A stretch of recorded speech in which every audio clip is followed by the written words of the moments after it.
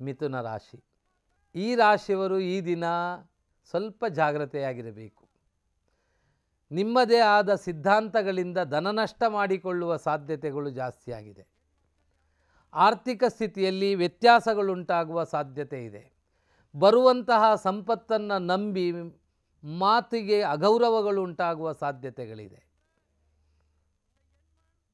ಅದಲ್ಲದೆ ಮಕ್ಕಳ ವಿಷಯದಲ್ಲಿ ತುಸು ಕೆಲವು ವಿಚಾರಗಳಲ್ಲಿ ಜಾಗ್ರತೆಯನ್ನು ವಹಿಸುವುದು ಒಳ್ಳೆಯದು.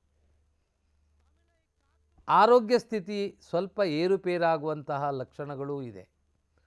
ಅದರಿಂದ ತಾವು ಈ ದಿನ ಆಚರಿಸಬೇಕಾದಂತಹ ದೈವಿಕ ಕೆಲಸ, ಶಿವಕ್ಷೇತ್ರದಲ್ಲಿ ಶಿವನಿಗೆ ರುದ್ರಾಭಿಷೇಕವೋ ಕ್ಷೀರಾಭಿಷೇಕವೋ ಅಥವಾ ಸಿಯಾಳ ಅಭಿಷೇಕವನ್ನು ಮಾಡುವುದರಿಂದ ಒಳ್ಳೆಯ ಫಲಗಳನ್ನು ಪಡೆಯುವ ಸಾಧ್ಯತೆ ಇದೆ.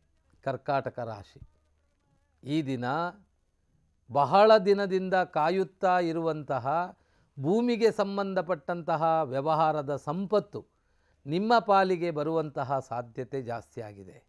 ವ್ಯಾಪಾರದ ಸಂಬಂಧಪಟ್ಟ ವ್ಯಾಪಾರಸ್ಥರಿಗೆ ಒಳ್ಳೆಯ ಆದಾಯ ಮತ್ತು ಅಭಿವೃದ್ಧಿ ಉಂಟಾಗುವ ಯೋಗ ಚೆನ್ನಾಗಿದೆ.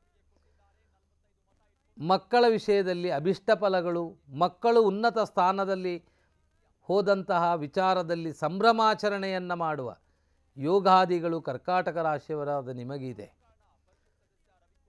ಈ ದಿನ ಗಡಿಬಿಡಿಯಲ್ಲಿ ಅಮೂಲ್ಯ ಮತ್ತು ಅವಶ್ಯವಾಗಿರುವ ವಸ್ತುಗಳನ್ನು ಮರೆತು ಹೋಗುವಂತಹ ಸಾಧ್ಯತೆಗಳು ನಿಮ್ಮ ಪಾಲಿಗೆ ಈ ದಿನ ಇದೆ.